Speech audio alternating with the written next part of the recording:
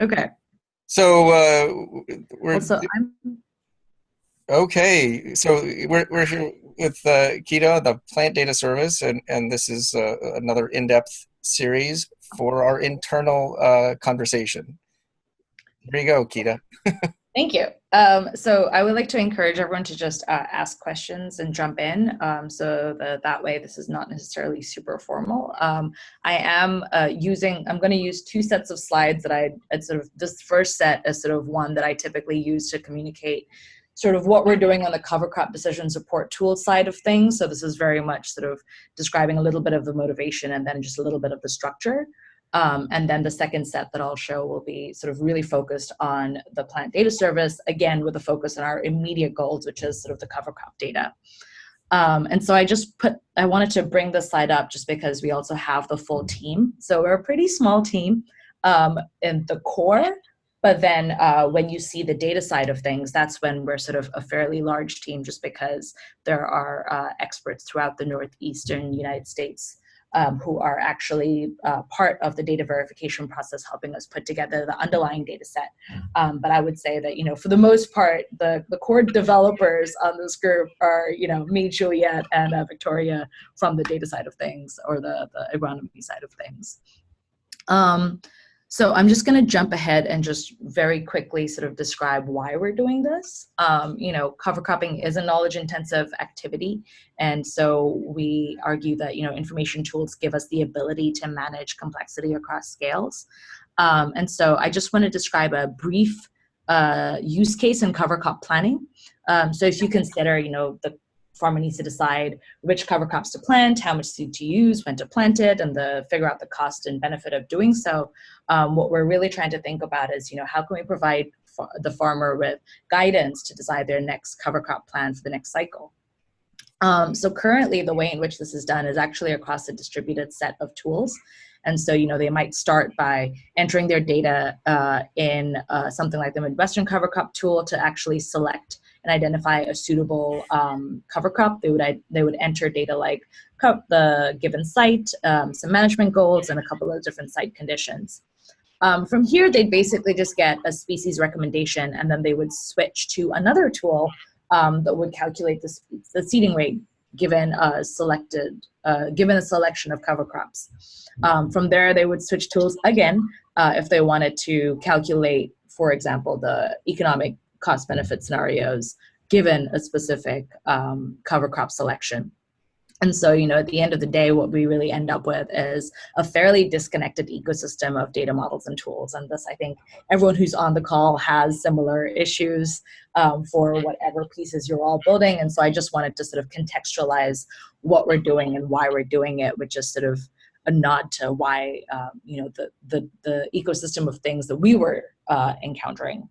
And so, at the end of the day, there were really sort of three major challenges that we were having. And these, I suspect, would ring familiar to the folks from Open Team, which is, siloed data, fragmented landscape, and then maybe not the best user experience for actual growers, because we're not thinking through their entire workflow, but are often sort of designing what I call point solutions for what is actually a very complex process. So the work that I'll be describing today was funded by NRCS and Northeastern SARE, and is heavily informed by the Northeast Cover Crop Councils, as well as the Midwestern and Southern Cover Crop Councils. And so this work was started as part of an effort to unite the different cover crop councils. And so that's sort of roughly when I jumped in, and it's from there that now I've been trying to think about, okay, what are the other pieces that we can be building, and how can we sort of move away from, once again, building point solutions, but really trying to take the sort of like ecological approach to the design of information tools. And so some of you may have seen this slide before. I know that Stephen and Chris have been using this diagram fairly often to describe sort of the gist of what we're doing. So, I don't want to spend too much time on this, but really to just say that this is the piece that I'll be focusing on, which is the cover crop decision support platform. And so if we drill down a little bit more, there are three that we're focusing on: the species selector tool, the seeding rate calculator, and the economic calculator. So I'm just going to switch to here. to just give you a sense of sort of where, what the building blocks that we're working with are coming from. So the first one is, and some of you may be familiar with this book already. It's, it's the Managing Cover Crops Profitably book.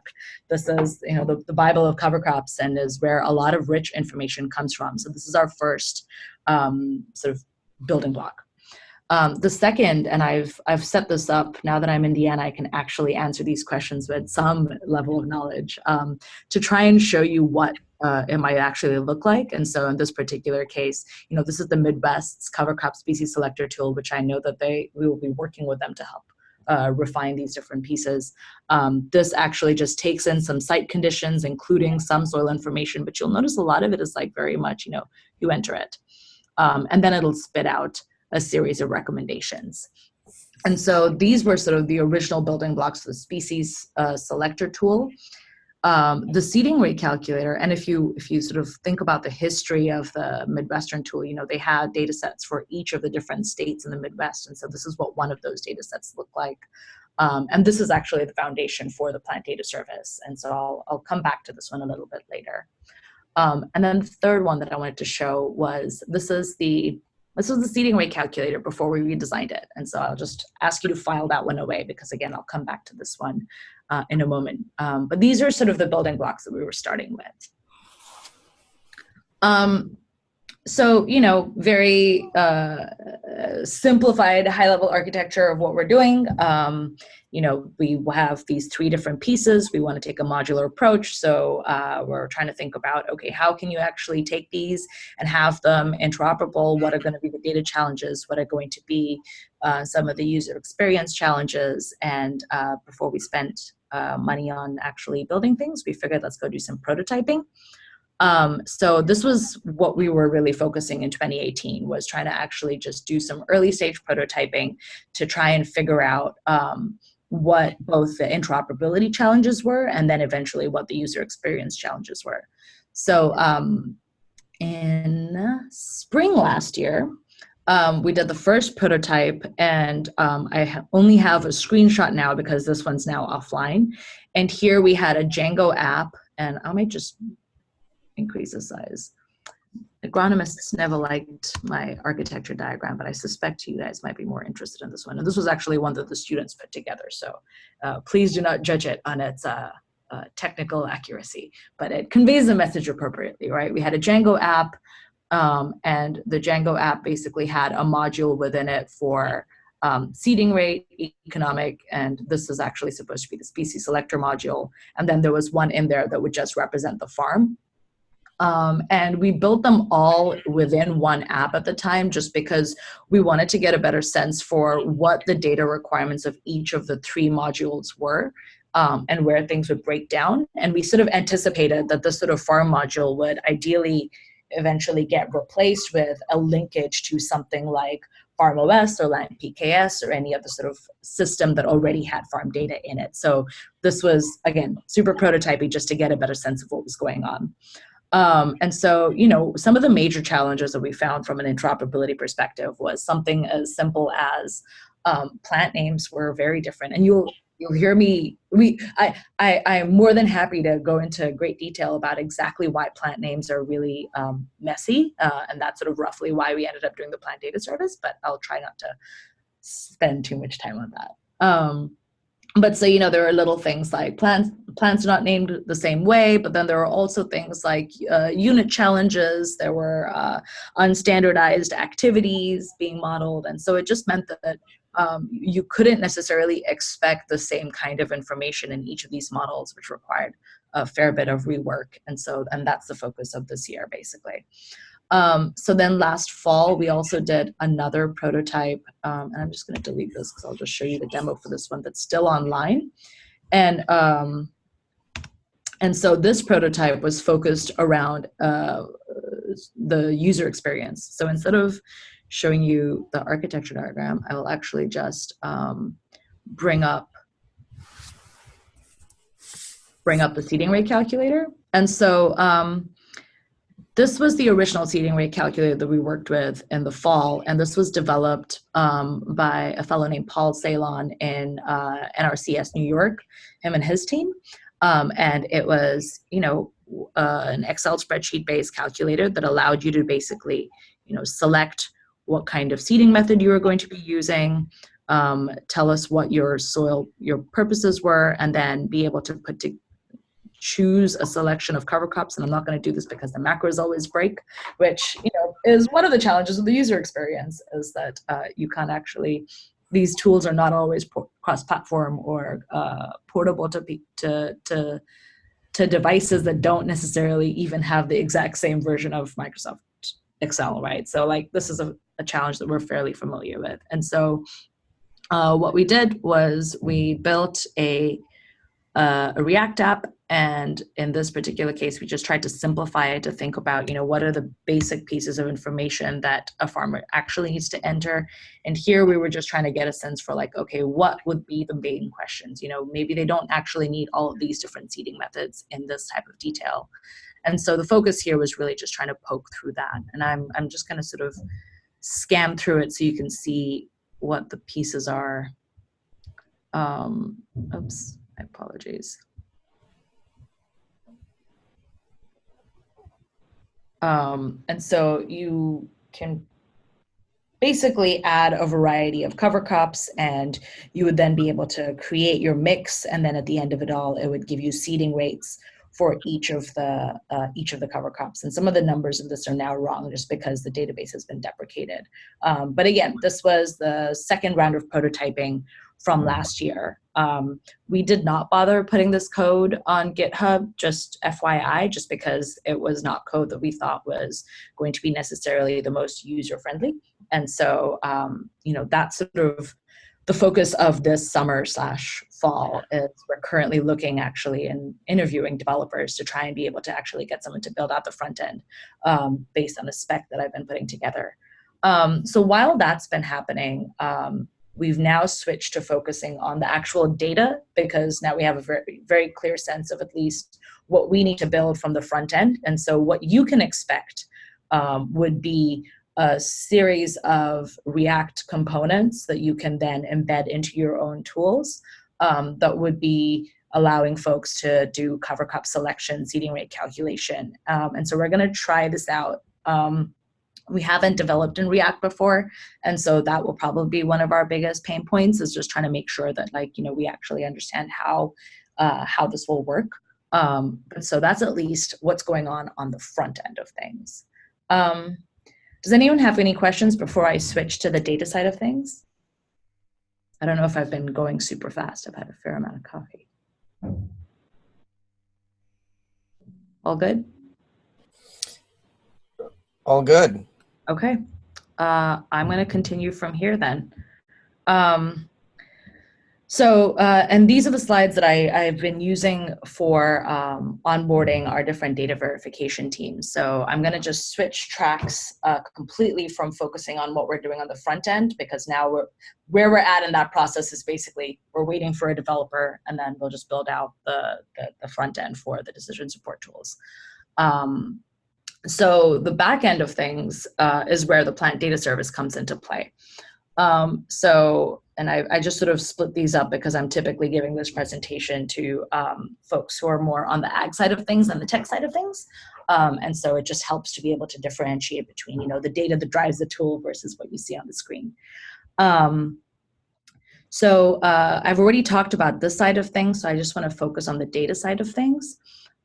So what we're doing now is trying to think about how we can integrate a variety of plant data.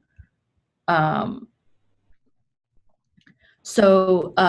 are a couple of different data sources, and I just, Daniela, I just saw your question as well, and so I'll be sure to at least talk about what you can expect from the front end at the end. So if we think about what the different types of data that we're trying to capture, we're primarily focused on what I would say is plants as generic plants, and then plants as cover crops. And so we have three data sources for the plant data itself. The first is ITIS, which we're using for pulling scientific names. One of the, and this is sort of as a result of the last few rounds of prototyping, right? One of the biggest challenges was that plants were just, they were using different scientific names and different tools, but also different common names. Sometimes they were regional names. Sometimes people would specify a cultivar, but not necessarily give us the right information. And so one of the first things that we wanted to do was start to even just standardize plant data. And so, so what we did is we are pulling ITIS scientific names, because this is a curated database specifically for that, right? I think some of you may have heard me use the phrase ontological stitching several times. I try to practice that in the design of this API. And so in that sense, we are not going to spend our time making sure that there is a curated scientific database. So we should use something that already exists, where there is already a curation process in place. And so we're using this for pulling scientific names.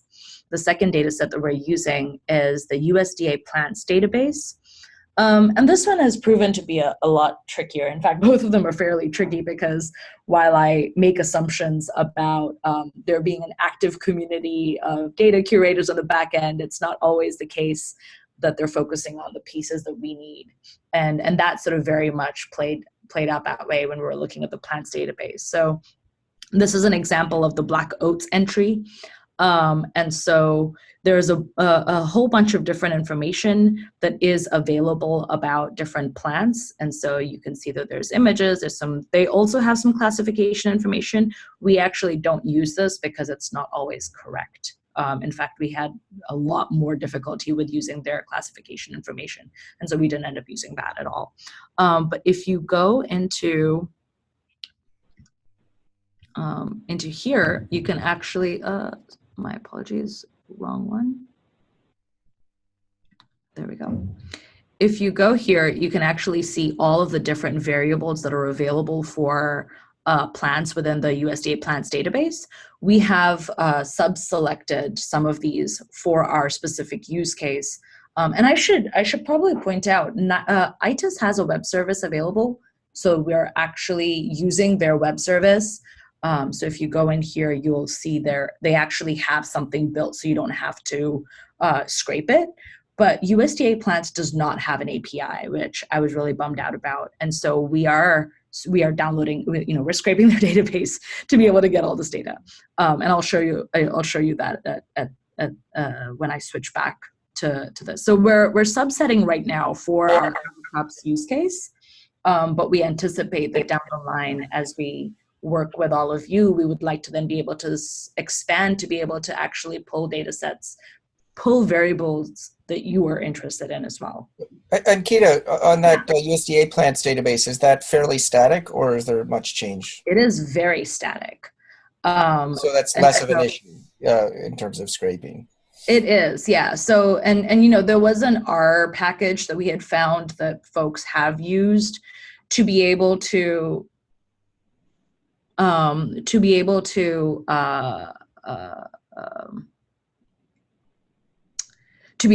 data, but the last time they had scraped the database was 7 years ago, I think. And so that was not useful. So we started that was sort of the reason why we started putting together the plant data service, is just because there weren't enough tools out there for us to be able to pull data. I'm going to start answering some of the questions in the chat before they start collecting. So Mark asked, I'm not sure I understand how multiple common names are handled. Will the user only be able to select from common names listed in the plants database?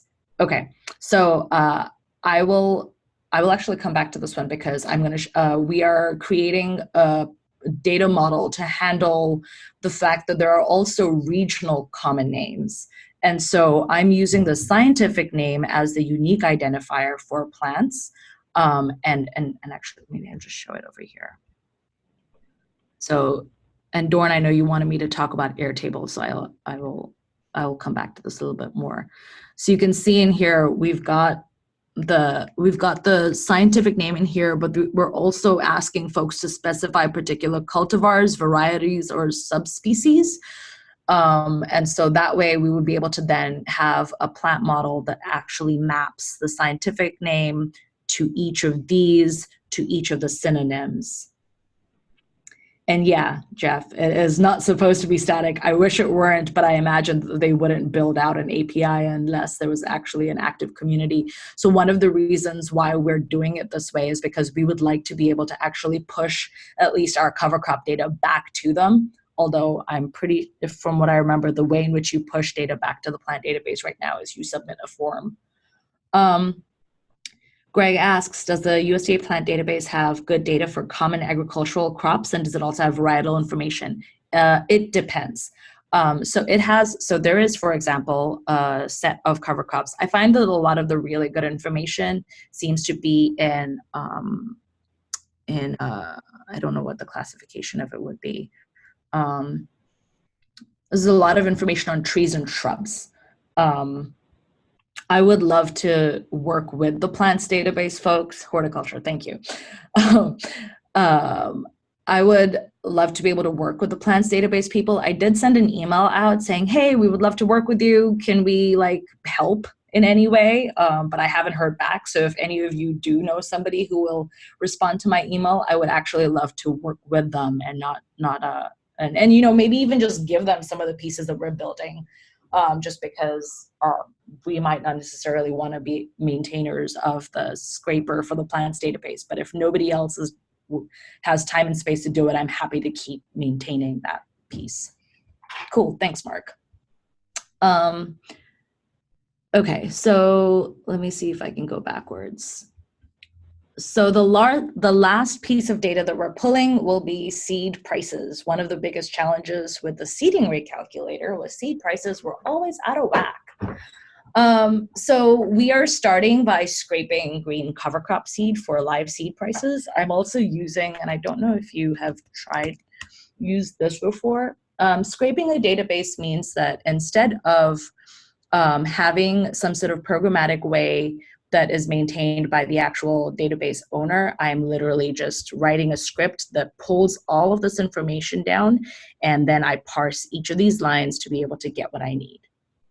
But I would actually, and I'm not describing it very technically correctly, but that is the spirit of what it means to scrape a database. Folks, Daniela had asked what does scraping a database mean, so feel free to also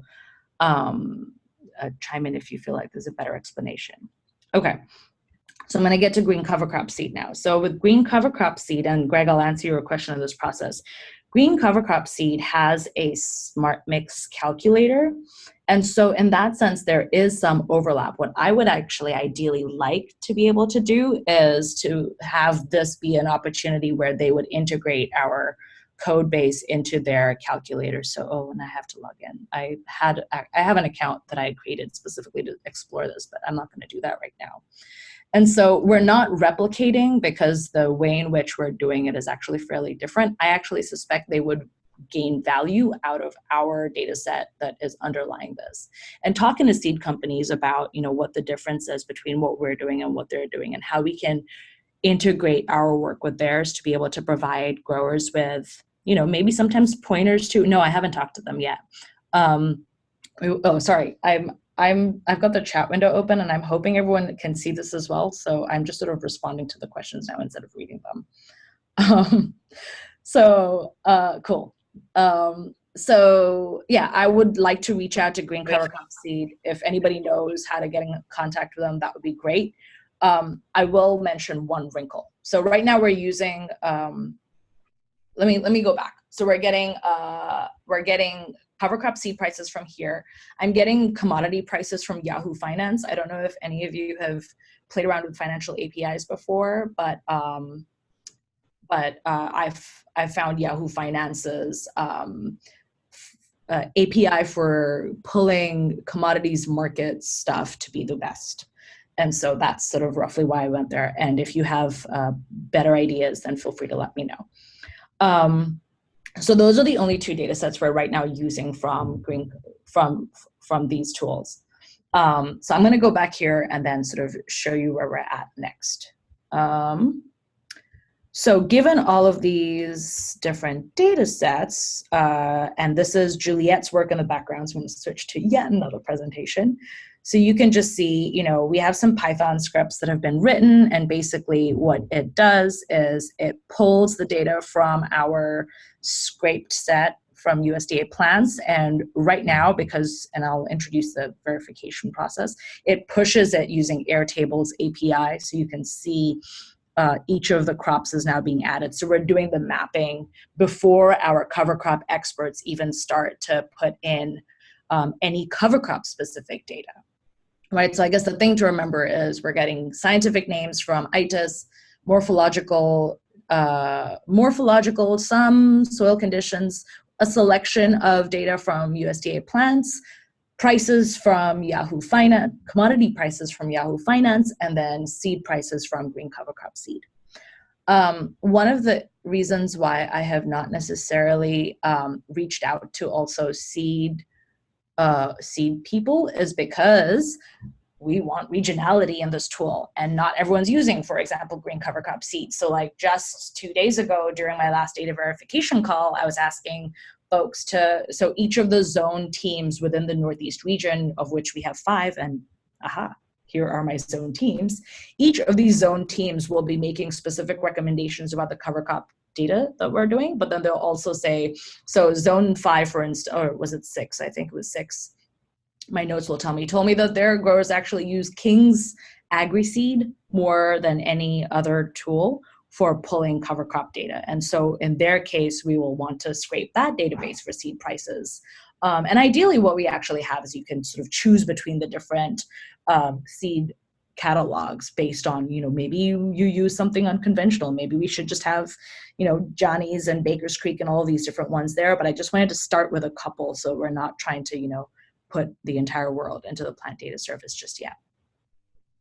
Okay, I have lost my chat window, so I'm just going to bring it over and then keep going from here. Okay, so we are pulling all of this data, and now I need cover crop experts to give me cover crop data. So the data verification process that I've set up is as follows. I have teams for each of the zones, 1, 2, 3, 4, 5. Zone 2 and 3 have been combined because they're fairly small.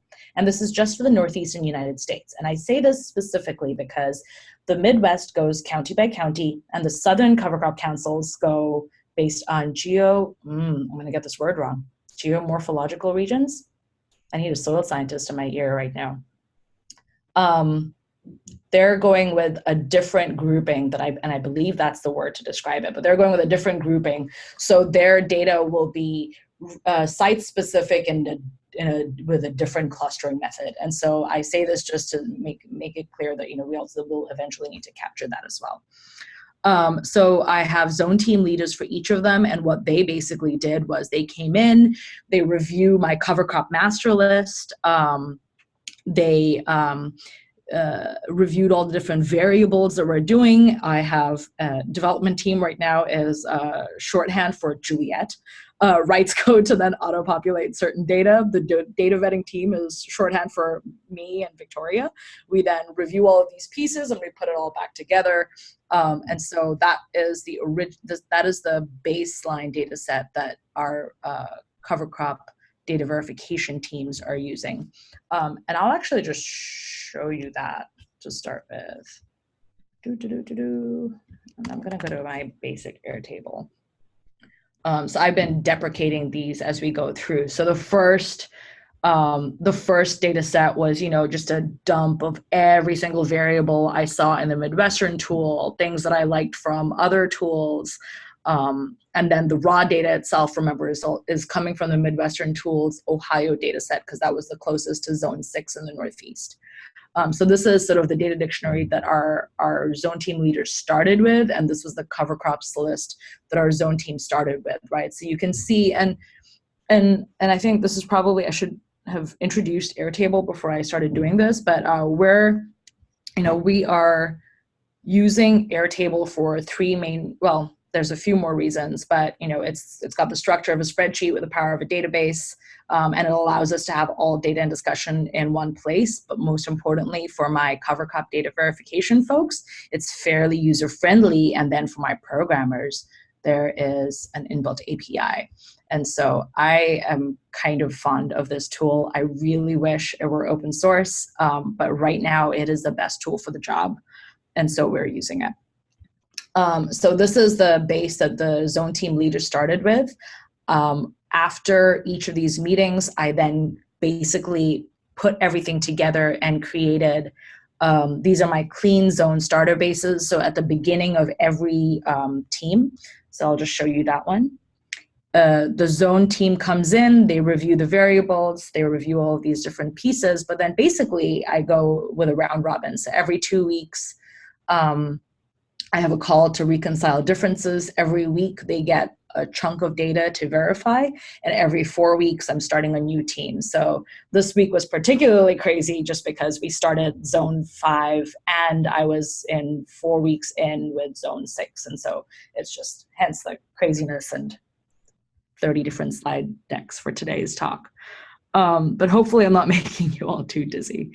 So this is sort of roughly the process that we're using. So I'm now just going to spend my time in here and basically just walk you through the data, because that way you can know what you can expect from a cover crop data perspective.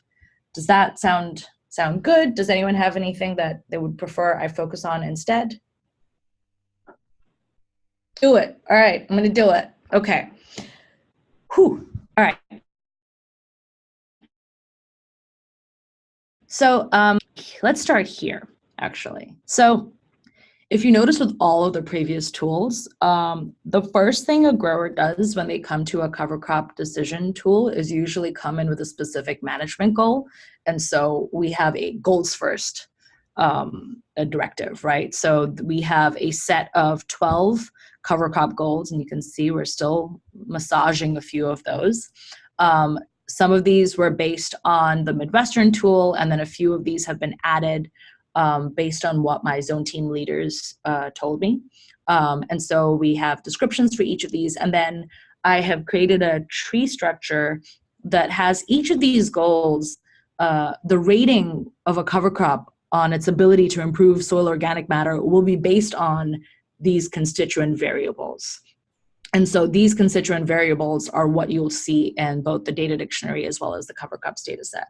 And this is sort of like the silly things that I like about Airtable, right? So instead of having to like go and find which variables I have available to me, like this is every single variable for every single cover crop that I have available. And so it means that if somebody came along and they're like, well, the active growth period really affects soil erosion, I can just add that here. So it's just like a fun tool to play with. So from here, then let's go into the actual data dictionary. I have, how many? I have 12 categories of data. This changed recently just because we added 2 new categories. But I have about 12 categories of data. The first one is all that taxonomy information. You can see where it comes from over here. So, ITIS, zone team leader team, what the actual zone teams are doing, data that comes from the Midwestern tool. And then basically what we're asking our zone teams to do is go in and override it, right? So we want them to start from a baseline so they don't totally panic. And so in the cover crops data set, you'll actually see that. We have a bunch of different environmental tolerances that the cover crops are rated against. We have some basic agronomic information. We have a variety of soil conditions. And the ones that are empty is because these will be the ones where we start from scratch. So you'll begin to see a lot more empty ones as we move down, because those are the ones that we sort of have figured out were either constituent variables that did not exist before or important things that we thought was important to include. We have a variety of different growth characteristics, and growth and the growth category is my least concrete one because it got created after a lot of the process was set up based on the discussion. So Zone 6 was definitely like a guinea pig team. And so as we went through the process for the first time in Zone 6, a whole bunch of things came up. And so that's why this is sort of, in reality, it's more like the catch-all category. a whole bunch of categories related to planting, including things like, seeding rates. And for these ones, actually, while it says that it's coming from one tool, a lot of this is going to end up being redone. And so we have Paul Ceylon on board. And so he's helping us a lot with the practicalities of seeding. And the zone team leaders have been focusing a lot on things. So we have Thomas Bjorkman from Cornell, who's working with us on the termination variable. So he'll be sort of helping us fill in a lot of these pieces. We don't have anyone yet for grazers and pollinators, but so we have a couple of different special teams, and there are 3 special teams. One will be for grazers and pollinators. We're assembling a weeds team, and then one that isn't here is actually a non-weed pest and disease team that will focus on things like nematodes and stuff. And so this is a full set of variables. And so you'll see somewhere in here, where's my seed prices? It's in planting. So you'll see that there are some things where we'll ask the zone teams for an entirely new data source. And so that's sort of captured here as well. Okay, so the data itself. We have different, so these are the different chunks that, so the zone team gets one of these tabs basically every week. The vocabulary for Airtable is all messed up. So they call these views and these tables or tabs and whatever, but you don't need to worry about that. And so you can see, let's see, what are they doing right now? Oh, right, I'm in my clean zone. So let me go to my actual, this is my zone 6 one. So zone 6 marks things for inclusion and exclusion. And from here, they then only see the plants that they think are relevant to, in this particular case, zone 6, and then rate them on the different variables that are there. And so now we're just kind of going through this process. I think this week we are on soil conditions.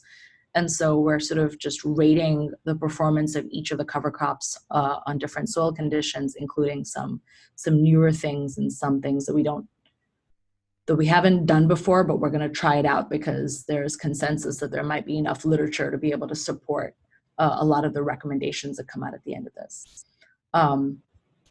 And so this is sort of the kernel of the plant data service right now, right? It's the data that's coming from these 3 different pieces, and then the thing that we're providing will be a pretty comprehensive, I think, cover crop data set. And then what we would like to do from here on out is start to explore what other, how can we do this for your specific use cases? And so I would be interested in at least exploring what other types of information about what other types of crops we might want to start to include in the next round of the cover crop, sorry, not the cover crop, of the plant data service.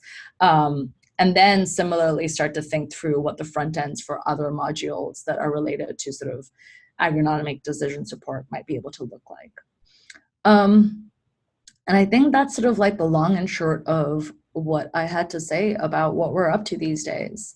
I think maybe 2 little things that I want to point out is more sort of related to Open Team and trying to think about what comes next. So I'm just going to stop sharing now. One of the things that at least I'm interested in doing is both, so you'll notice there are 2 different pieces that played out in this project, right? The first was, this is a large-scale participatory design project, right? We're working with different people to be able to put together a data set. And so the 2 sort of areas that I would like to offer up to Open Team as things that I'm interested in doing and exploring would be, 1, thinking through different kinds of front-end design, human-centered design. Sometimes it might be participatory, sometimes it might just be something as simple as user testing or doing cognitive walkthroughs. There's that piece, and then the second piece is information modeling. So thinking through data structures, thinking through interoperability, and then thinking through how we can connect to our APIs. One thing I didn't mention is that one of our related groups is building a weather API. And so we're actually going to use that weather API to do things like pull frost date so that we can adjust planting window recommendations also. And I think that's all I got. Thanks, Ankita. That was great for claiming to be unprepared. Hopefully that wasn't just a data dump. That was my biggest worry. No, I think that was good. Yeah, and you touched a little bit on sort of your role in this project, but maybe just a little bit about the lab you're setting up. I know on the human-centered design part, and then perhaps some of the area that Julia is really focusing on. You sort of touched on it, but maybe a little bit more. Yeah, yeah. So I just started up here at Purdue, and I'll be setting up the agricultural informatics lab. And so my focus, informatics is the discipline that I sort of came from before I started moving into agriculture, or as I started moving into agriculture.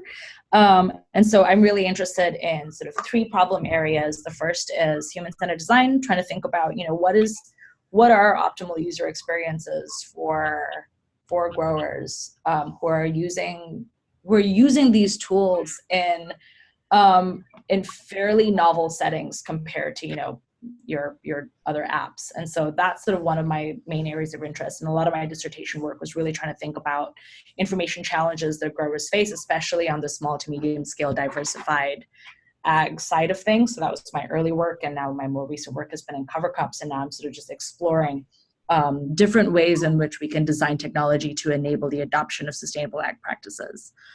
So then the second area of interest that I have, and that would sort of play out within my lab, would be on information modeling, both from an ontology development perspective, but an API development perspective, as well as even just trying to think through interoperability issues as we are doing within this team.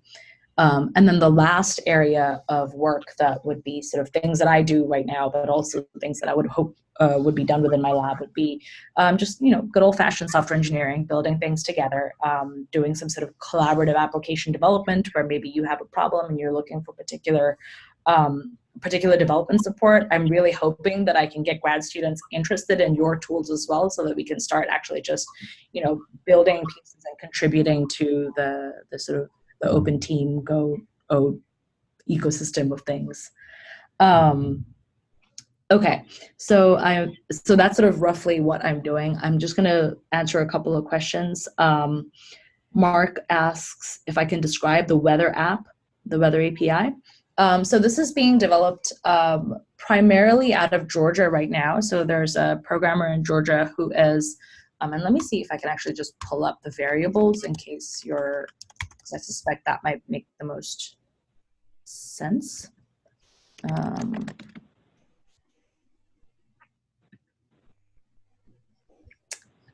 So right now we're pulling air temperature, specific humidity, solar radiation, wind, ETO, soil temperature, soil moisture content, and precipitation. And so again, for the most part, our interest is in being able to service immediate needs without necessarily pulling every single weather variable.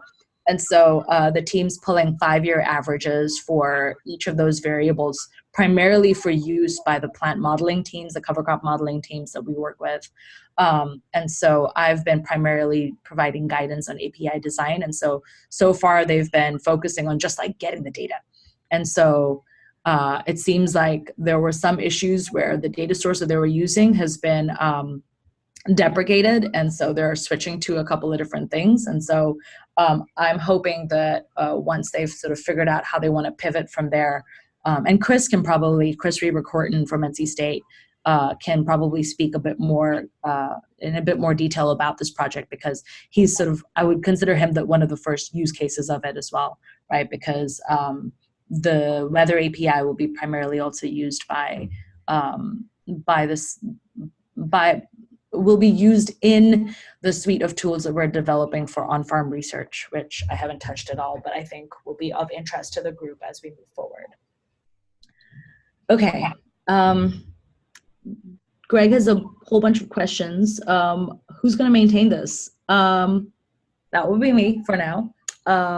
My goal, especially as we start putting things out into the world, will be to start thinking through how to fund this on an ongoing basis, how to make sure that the API is available and alive and exists. And so that's something that I figured next year Kita can think about after we've actually put something out. And so right now it's sort of, a bit of a run to the finish line because we're hoping to do a lot of beta testing in the fall. And it's been a bit of a moving target, mainly due to, all the other things that come up.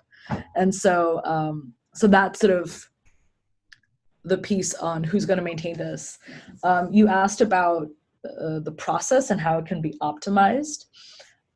This is currently the biggest thing that I worry about. I'm right now using the free Airtable tier because it is too expensive for me to actually use the paid tiers because I would get charged per user per base, which means that, and I have, for one of my zone teams, it was like 10, 15 people. The moment someone signs on to the actual data set, that's a charge. And so that's why I'm using the free set. So I'm limited by the number of rows I have in there. I was probably just going to reach out to Airtable and just be like, hey, this is public research. It's publicly funded research. Maybe you want to start, thinking about how to support the community as well, because we are not a profit-based project. So that was sort of one of the things that I was thinking about from a cost perspective. Just because it is a really good tool.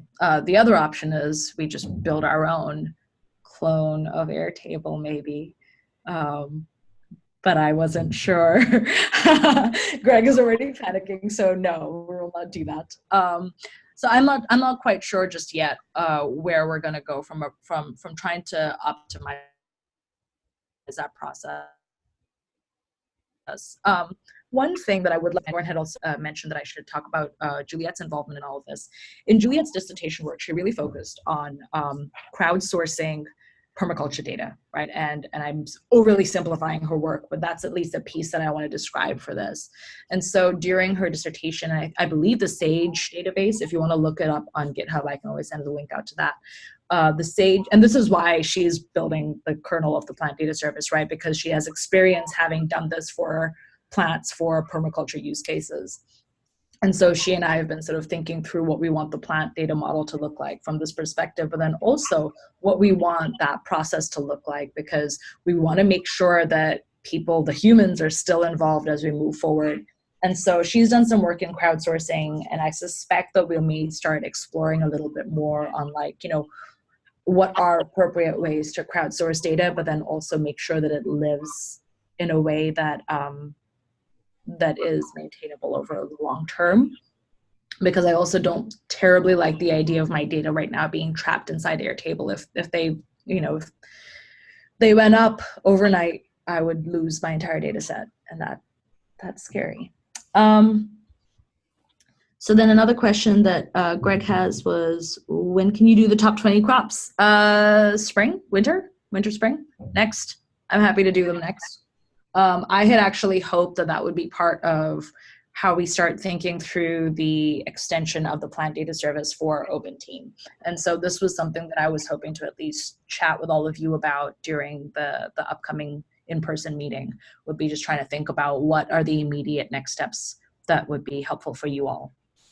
And in case, for those who are only listening, the top 20 crops include things like corn, wheat, tomatoes, potatoes, the full gamut. Greg also asks if I can use the same process to generate a fertilizer database by state.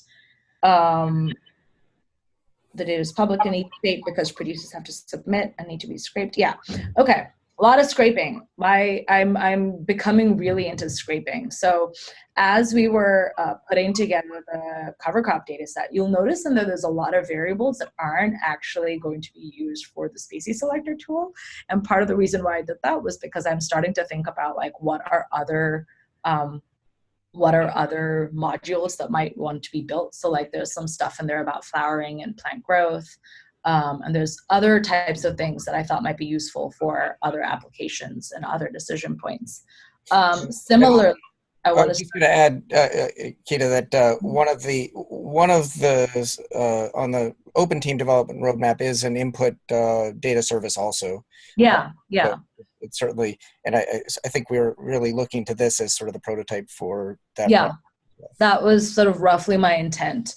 is that, you know, and this is sort of where my graduate work comes into play, right? Like I had a modeling language that would allow you to basically represent, um, I argued all agronomic data using the same format, which we all know is not going to work. But at least there was some stuff in there that I think would be useful still, because in the same way that we're thinking through the plant data model, I'm also thinking through sort of input models, activity models, other areas of agronomic data that might be structured using a similar process and potentially in a similar way. And I think by at least us having discussions about each of the different pieces, maybe not just plants, but activities and inputs as well, we can then also start to think of, because, you know, those were some of the challenges that we had with connecting just our 3 dinky little tools in the first place, right?